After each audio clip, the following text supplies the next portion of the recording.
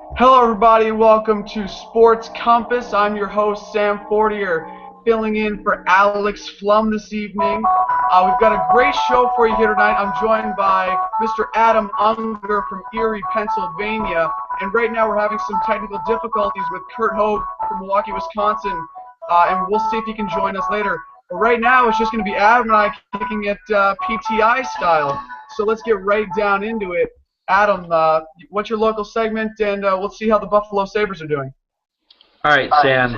If you don't know, the Sabres are 13, 26, and 5, 31 points. That's the worst in the NHL. That's not good. Their Olympian goalie, Ryan Miller, he's already said he's not staying next season. Trade deadline's coming up fast, March 5th. You know, you've got Cody Hodgson, who's returning from injury. Mikhail Grigorenko is going back to the major juniors. What's next for the Sabres? What are they going to have to build on? Exactly. What do they have to build on? Ryan Miller, their best bet would be to try to trade Ryan Miller away at the trade deadline. But if the guy already said he's not staying, then what incentive do teams have to give up young, developing players at the trade deadline to get them? I just don't see how that's going to work out for the Sabres.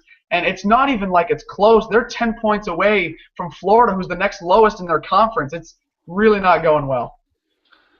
I agree with you, but if you look at it from the Sabres' perspective, it'd be best for them to try to trade away Ryan Miller to get something. If nothing else, they could probably get a decent draft pick for him. You try to find someone who's in need of a goalie. You look at Colorado Avalanche. You look at Edmonton Oilers. Devin Dubnyk isn't really playing his best hockey. You could be a B to Kari Lehtonen in Dallas. You could send him to that bullpen of goalies they have in St. Louis for the Blues. Right. A myriad of places with talent that they're looking to shop. You could probably send Ryan Miller in a pick for Nayo Yakupov to Edmonton or something. It'd be best for them to get something out of him. But you're right. If you look at it from the rest of the NHL, I don't see anyone trying to trade for a goalie who's in his 30s. Right, and especially giving up young talent. Anyway, up here in Boston, we have mixed feelings today in the midst of their 9-game losing skid, which is the worst in about 8 years. Celtics coach Brad Stevens said today that all-star point guard Rajon Rondo should be back this Friday after tearing his ACL on January 28th of 2013. On a supposedly tanking squad, should the Celtics fans be happy to see number 9 again? I think they should. You look at it, last year before he tore his ACL, he was averaging about 14 points and 12 assists a game. That's the numbers from a solid playmaking point guard. Granted, he had that with Garnett and Pierce on his team, but you still have Jeff Green, you still have Avery Bradley, veteran presence in Gerald Wallace and Chris Humphreys. But you also look at Derrick Rose when he tore his ACL. Before he messed up his knee again, he's not going to come back until Brett Favre retires for the 4th time. He's going to be down. He's currently down, Derrick Rose, 4 assists and 6 points per game. Right. Use that kind of production from Rondo, you've only got 8 points per game, 6 assists per game, plus factor in that he isn't going to have that much talent. That's all hypothetical, though. I think you can expect more from Rondo than you have right now from Jordan Crawford, but not as much as you had from him last season. Right. Should be a spark for the struggling Celtics. All those points you just made about him, sharing the basketball and scoring the basketball, being a positive presence on that team. The Celtics right now are thinking about tanking to get a top pick, rigging for Wiggins, sorry for Jabari, doing all the sharding for Smart. Bill Simmons came up with that one on Twitter the other day, a little crude, but anyway, should they be happy to have a productive player back in their lineup? Seems how they're trying to tank. For me, as a Celtics fan, thinking about the future, we have nice pieces to build on. You have the Rondos, you have the Jeff Green, especially younger, you got the Sellingers and the Oleniks. I'm looking to get that lottery pick and grab, a guy just coming out of college who can make a difference, because this class is really, really deep. You get inside that top 7, there's some real talent there. I'm not as excited to see Rondo back purely because he's going to be a positive influence in that team. He's going to contribute. He's going to get wins, which is exactly what Celtics fans don't want right now. So you want to be like the Milwaukee Bucks, is what you're saying? No, I don't want to get the 8th seed every year. The 8th seed is the purgatory of the NBA. Well, it's not. You're talking about all this depth. You don't really need a lottery pick to find a good player if you're talking about all the depth in the draft class. Yes, well, you do really need a lottery pick because it's so stacked 1 through 15. You need to get up in that lottery because after that, the talent's still good, but you're not going to find an NBA superstar at 30, at 20 even. So that's the way I see things pointing out. But let's move on to our next segment, NFL coaches. Adam, who do you think is the best hire for the NFL team looking for a coach this offseason thus far? Hands down, I love the Buccaneers signing Lovie Smith. That pun was intended.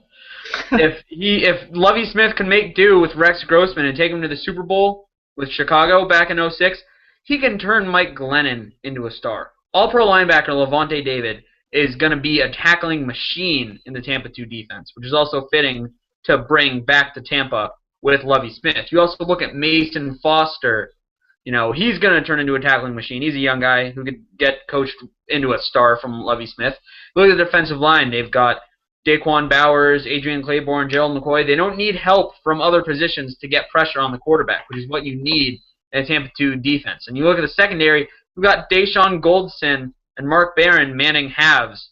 Lovie Smith is going to be great for them. You got Bobby Rainey and Doug Martin at running back, too. You can get creative with those two. I don't know about Bobby Rainey. I don't trust him. I don't trust Bobby Rainey. He helped out my fantasy team. Yeah, in those 2 weeks that he was productive. He was productive for 2 weeks. More than 2 weeks.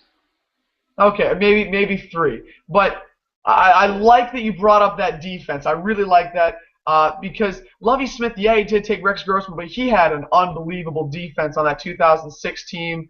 I think that the Buccaneers defense will build it. I think the biggest strength that Lovie Smith brings to Tampa Bay is not Lovie Smith. I don't think it's himself. It's the slew of coordinators he's bringing in that are going to just clearly advance that team and make them, a better squad. Obviously, Doug Martin not going down with a torn ACL, that's going to be huge, getting him back, rehabbing him.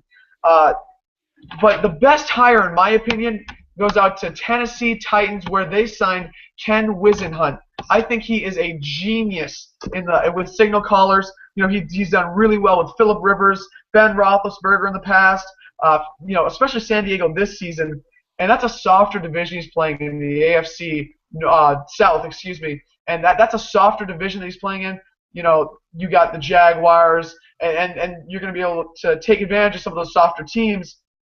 And he's also got flexibility. Jake Locker, this year, he can decide he either is a starting quarterback in the NFL for the future or he's not. And you can just let him go if you don't think he is. Chris Johnson's coming on his last season.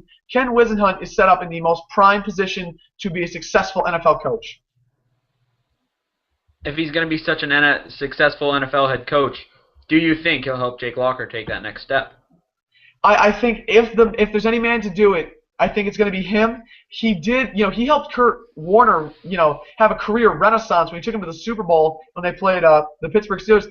Kurt Warner had, forgive me, but he had no business being as good as he was during that stretch. He was old. Yeah, he had Larry Fitzgerald, but I think he got the absolute best out of Kurt Warner. I don't see why he can't get the absolute best out of Jake Locker. I have 2 words for you, buddy. Matt Leinart. Oh, man. You can't compare that, though. Kurt Warner's a decent quarterback. He could not get the best out of Matt Leinart. No, that's not true. He got the best out of Matt Leinart, and Matt Leinart's best wasn't very good. Oh, really? Okay. What were his college numbers again? I know he was surrounded by other NFL talent. I know I hate it when you look at a college quarterback like that. Oh, man. What were Ryan Leaf's college numbers? Well, he was oozing with potential and not Kevin Cobb potential. So, who got picked right after Peyton Manning? Ryan Leaf. What did he do with his career? Nothing. He had great college stats, never turned out. Giovanni Carmazzi, Chad Pennington. I'm trying to think. All those guys that got drafted before Brady. Took the Jets to the playoffs. You of all people should know that. Yeah, I know. Twice, 3 times. He was not a very successful quarterback after that. After he got his shoulder hurt, I'll give you that. But I think, you can't get a lot out of Matt Leinart when there's not a lot there to begin with. Jake Locker hasn't really shown us too much either. He is uber athletic. He can scramble. He can throw the deep ball. He can throw the short game. He's got a great play action. I think Jake Locker is a vast amount of untapped potential, something that Mike Munchak shouldn't have been entrusted with. Agreed. I don't think Munchak should have ever been coach of the Titans, to be honest. I agree with that. So let's move on to staying in the NFL, of course. We're going to go to the championship games that are happening this weekend. Adam, I'm going to let you start out with which one you're more excited to watch. Based on the article you wrote the other day for Sports Compass, I'm going to have to say AFC. I think that's because a good choice. You look at Seattle, San Francisco, and you got old school defenses, new school quarterbacks. But you look at the AFC, these are the best two quarterbacks of. I could argue that the two of them are top 5 all time. I would definitely argue top 5 all time. Maybe 1 and 2, maybe 2 and 3. But you look at it, it's late in both of their careers. Great quarterbacks with great arms. They last a long time in the league. But I'm not sure how much either of these guys have left in the tank. And both of their seasons have been so spectacular. And both of them have mediocre defenses. I wouldn't be surprised if the Vegas over-under was in the 70s or 80s. This game's going to be fantastic. What? If you love offense, watch Broncos-Patriots. What about you? The over-under 70? Why not? Oh, the over-under is the difference between the final score. You think the one team's going to blow out the other? Over-under is total between the two. No, it's the difference. No, it's not. That's just who Vegas favors. Yeah, okay. Anyway, AFC, we got Brady Manning 15. That's a better TV movie than Die Hard and Spaceballs combined. I am so excited to watch this. I think it's going to be the highest rated TV for a non-Super Bowl game that CBS is going to have for my bet. As for who wins, I think it's whichever team runs the ball and controls the clock more. To be honest, New England was 7th in pass rushing efficiency. They picked off Luck 4 times last week. I think this is going to be not a low-scoring game, but I think it's going to be a lot sneakier than you would expect. Denver actually just lost their pass rusher, Von Miller. Not just, they lost him a while ago, but Von Miller. And their top corner, Chris Harris, just went down for the season after that game that they had against the San Diego Chargers. That being said, I'm a man who likes history. I'm a history buff, and I don't like picking against it. Manning against Brady in his career, 4-10, and in the playoffs he's 10-11. Brady in his career, 18-7 in the postseason, and he's 10-4 against Manning, obviously conversely. Now, the Patriots have the trio of running backs, LeGarrette Blount, who went off last week. Off. 4 touchdowns, 166 yards. I haven't been this excited about the Patriots running game since they brought in Corey Dillon from your Bengals long time ago. I miss Corey Dillon. I miss him so much. Me too. So I think the Patriots have the run game. I think they have a superior defense, even though it's thin. They have a superior defense. Yes, they're going on the road, but based on history, I'm picking Tom Brady, New England Patriots. They're going to go to the Super Bowl for the 6th time since Brady and Belichick have been together. I couldn't disagree more. Couldn't disagree more. You look at the Broncos. They had 5 players, 5 with at least 10 touchdowns. I don't think there's ever been a team that's had more than 3 10-touchdown players in NFL history. Broncos have 5. All of their careers. Yeah, Peyton Manning had Marvin Harrison and Reggie Wayne early in his career, but later in his career, who did he have? Reggie Wayne and nobodies, essentially, that he turned into good wide receivers. Well, Dallas Clark, too. Yeah, Dallas Clark and Austin Collie when he was still good before his concussions. Well, Peyton Manning made Austin Collie. But if you look at the Patriots' perfect season, all those wide receivers and tight ends, you look at Gronkowski, Hernandez, even though he's in jail right now. Gronkowski's hurt. Hernandez is in jail. Wes Welker's in Denver now. Randy Moss is somewhere. Can I bring up this point? He's retired. He's doing the same thing Chad Ochocinco's doing. Adam, if this was all true, finally Manning has the weapons. Okay. And you look at what Manning has done with the weapons compared to what Brady did with the weapons. Peyton Manning broke Tom Brady's touchdown record and Drew Brees' yardage record in the same season when he has weapons. That's fine, and Peyton Manning may be a great regular season quarterback, but what does that 10-11 career record say to you? Maybe he's not a big performer in the playoffs. Another question. When Peyton Manning's Broncos came into New England on November 30th and took a 24-0 lead at halftime, you thought to yourself, wow, Brady's lost a step. Manning is going to steamroll. Adam, can you please enlighten me on what happened in the second half? The Patriots made a comeback. The Patriots made a comeback, and they won in overtime. What makes you say? How many times have you seen an NFL team defeat a team in the regular season, they meet again in the postseason, and go 2-0? Unfortunately, that had to happen to my Bengals. Yeah, we took the Chargers on the road, but then when San Diego came into Paul Brown Stadium in the playoffs, they were able to beat Cincinnati. That's fine. That's fine. That was a consensus pick. You look at it, they were in New England for that game, were they not? They were, and that's the thing I'd like to bring up. And you look, Denver's home field. If nothing else, mile high. They had three first-half fumbles. That has never happened in Bill Belichick era before. 3 first-half fumbles. If they can hold on to the ball. You think he should be coach of the year? 3 first-half fumbles. Well, Bill Belichick's not on the field holding that ball. It's not his coaching. LeGarrette Blount got knocked out cold. What do you expect the guy to do when he's unconscious? He can't hold on to the ball. Look at Le'Veon Bell. He got knocked out cold and he scored a touchdown.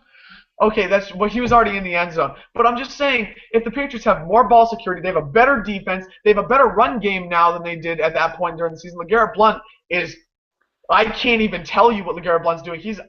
He is, as SportsCenter put it, unconscious. That's how good he is. No Sean Moreno. Okay, Monte fine. Ball. No, okay. So, no Sean Moreno had 33 carries for 230 yards against the Patriots, and that wasn't enough last time. They make a lot about Peyton Manning in the cold. He's, 2-7 in games 32 degrees or under? Denver forecast this weekend, under 32 degrees. Think that affects Manning? I think the New England Patriots are going to go into Denver and shock the Denver Broncos. It's not really a shock if it's 1-2. But we will see. Because we still have another championship game to get to.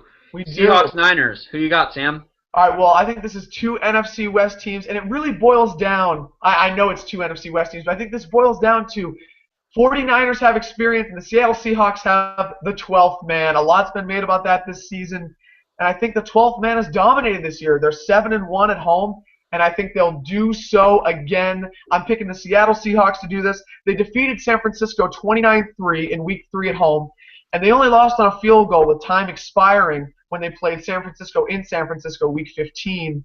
And no Percy Harvin then, no Percy Harvin now. That stays the same.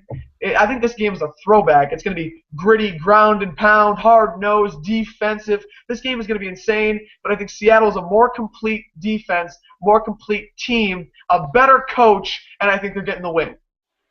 I agree with you there.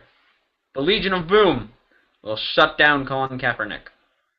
The 12th man can create 137 decibels of noise. If everyone on the metal bleachers stomps, it's louder than thunder. I saw it on Sports Science this morning. I did see it on Sports Science. Good man, Adam. So you look at Marshawn Lynch. I know the 49ers have a top 5 run defense, only allowed 95 yards a game. Marshawn Lynch always shows up in the postseason. Skittles. He runs for about 100 yards a game and at least 1 touchdown in every postseason game he's been in with Seattle, save Chicago in 2010. Right. Where he was not the starting running back at the time. Yeah, you can't hold that against him.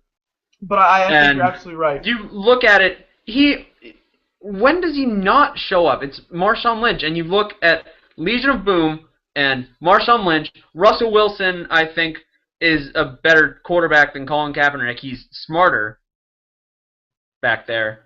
I don't know if I'd say better. Presence, even though he's only like 5'9". Colin Kaepernick, I think, is much more athletic than Russell Wilson. He's faster. He's got that stride. I think he's got a stronger arm. But I think Russell Wilson is smarter. I'll give you that. I think smarter he's better. And much more accurate. If Drew Brees was fast,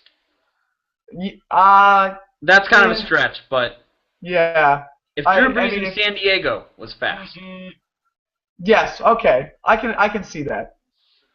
And you just look up and down. Seattle outscores per game San Francisco, and the defense holds their opponents to less than San Francisco. I think Seattle's got them everywhere, and like you mentioned, the 12th man is unreal. They've shown up this season. Young quarterback like Kaepernick is going to get really bothered by all that noise. I think you're right there.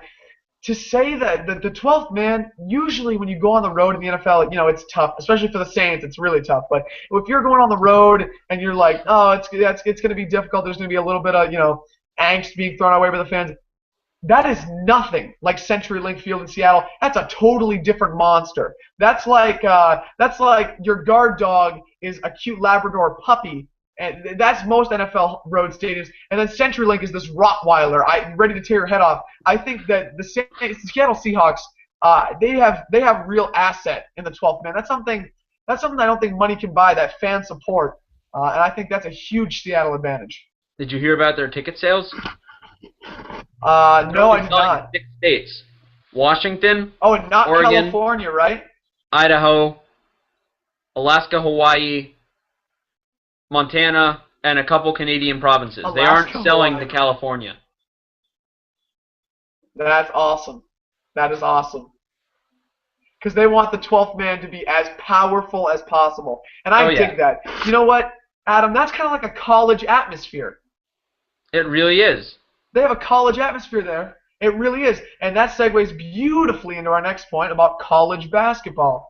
Adam, who do you think is the best team in the nation? And I must throw out the disclaimer that as we speak right now, and unfortunately it doesn't look like Curt is going to be able to join us with his technical difficulties, but the Wisconsin Badgers just fell, the third-ranked team in the nation, to none other than the Indiana Hoosiers by a final score of 79-76. So with that being said, Adam, who do you think is the best team in the nation? First of all, I just want to say, Curt, wherever you are, I am so sorry. Yes, Curt, we offer our sincerest condolences. Because now I have no doubt, I didn't have any doubt before, the Syracuse Orange are the best team in the NCAA right now. CJ Fair is such a senior leader. It's huge to have him there for his last year. I was ecstatic when he didn't leave like Michael Carter-Williams did. And you look, him and Jeremy Grant, the other starting forward, they're freaks of nature. They're both 6'8" and can jump through the top of the Carrier Dome. Trevor Cooney is one of the best three-point shooters when he gets hot. One of the best three-point shooters in the nation. Tyler Ennis, where the heck did this kid come from? Walks in as an NBA caliber point guard in Michael Carter-Williams and does just as well, if not better. Maybe not by the numbers, but he certainly makes a lot less mistakes than Carter-Williams does. And that's true. The 2-3 zone, Cooney and Ennis are so heads up. They're tipping passes all over the place. They're setting up fast breaks, and they're so much smaller in the starting lineup. When Rakeem Christmas starts and you keep Dajuan Coleman on the bench, you have so much speed on that. I don't think there are a dozen teams that could outrun Syracuse on the fast break and not have to deal with the 2-3 zone on a regular basis. You have to force everything outside. If you can't shoot 50% three-pointers, you aren't going to beat Jim Boeheim's zone. That's just going to be what it is. So much for Big East teams not being able to survive the ACC. Big East teams are thriving in the ACC right now. They're making the rest of ACC basketball look like a joke.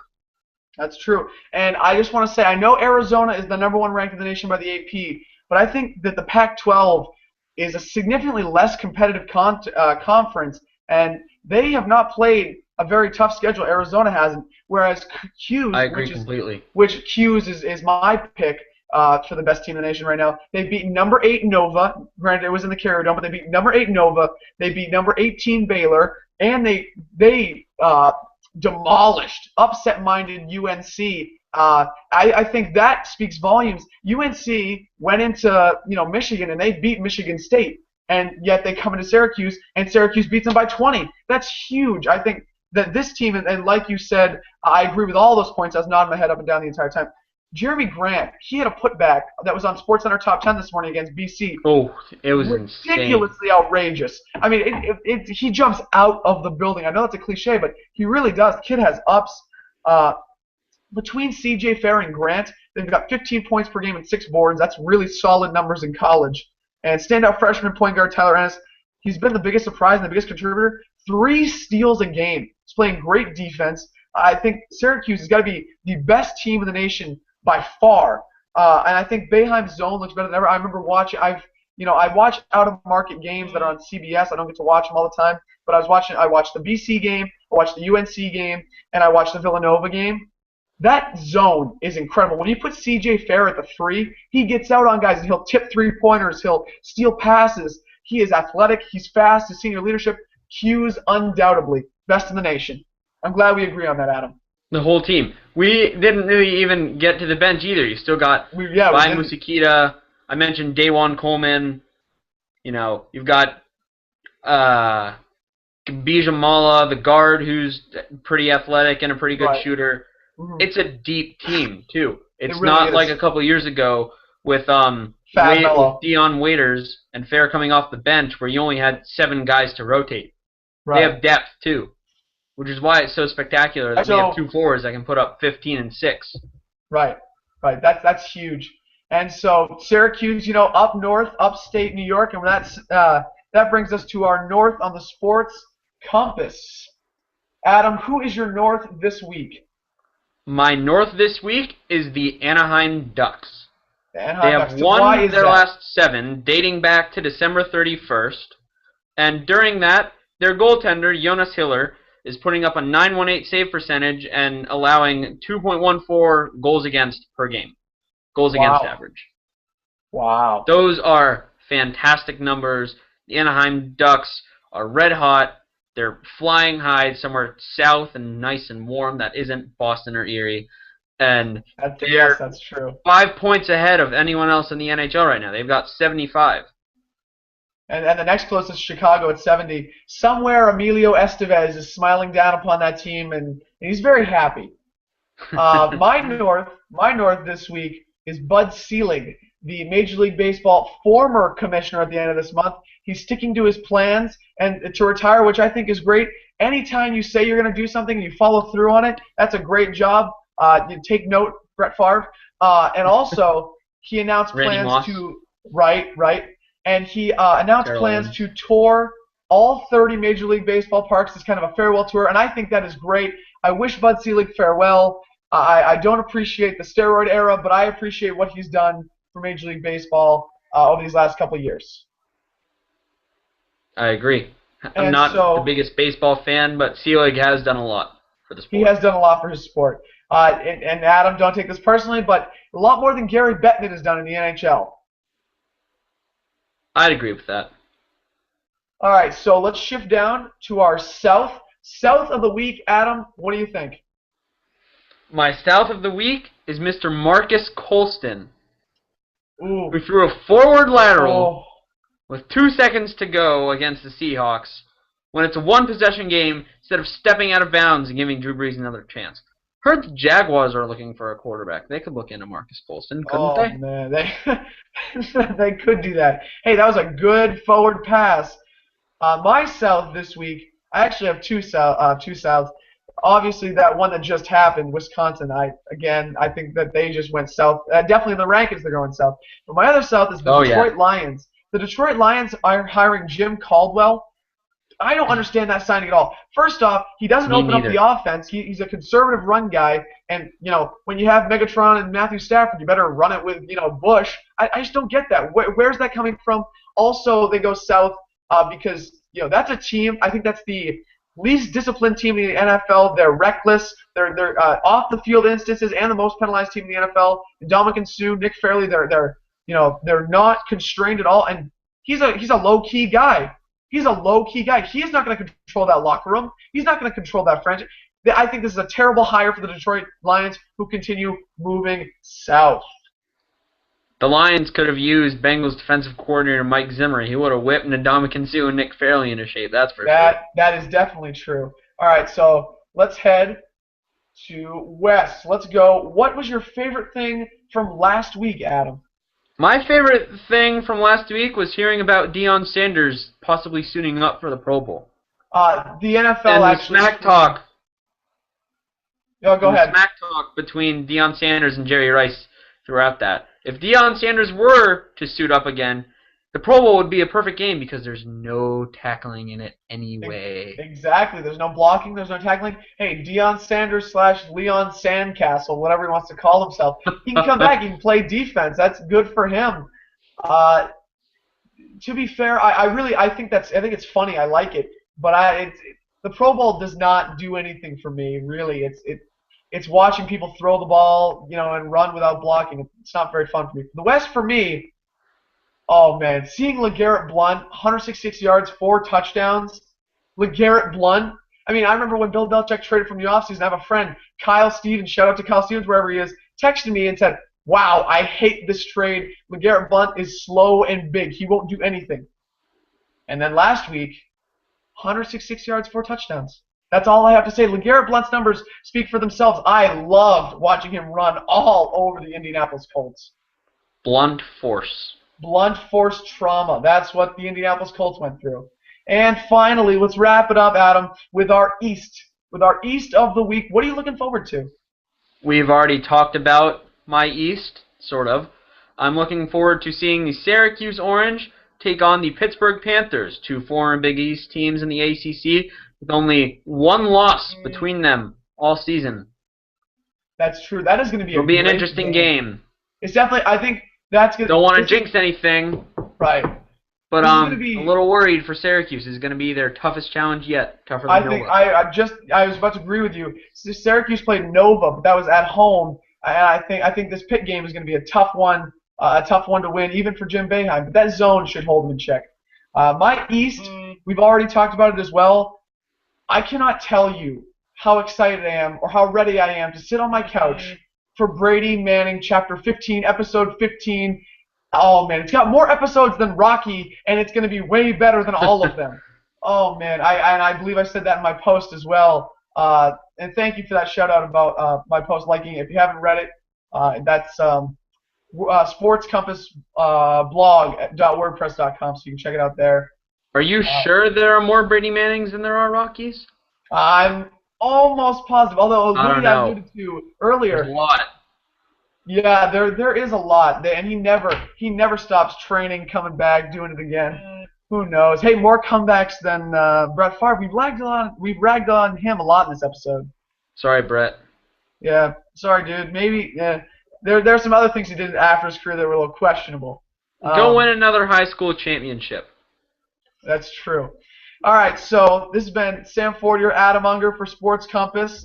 Thank you very much for listening, sitting in for Alex Flum. You can like us on Facebook, and you can follow us on Twitter, and check us out on YouTube. Thank you very much. Have a great night, everybody. SportsCompassBlog.wordpress.com. Sayonara.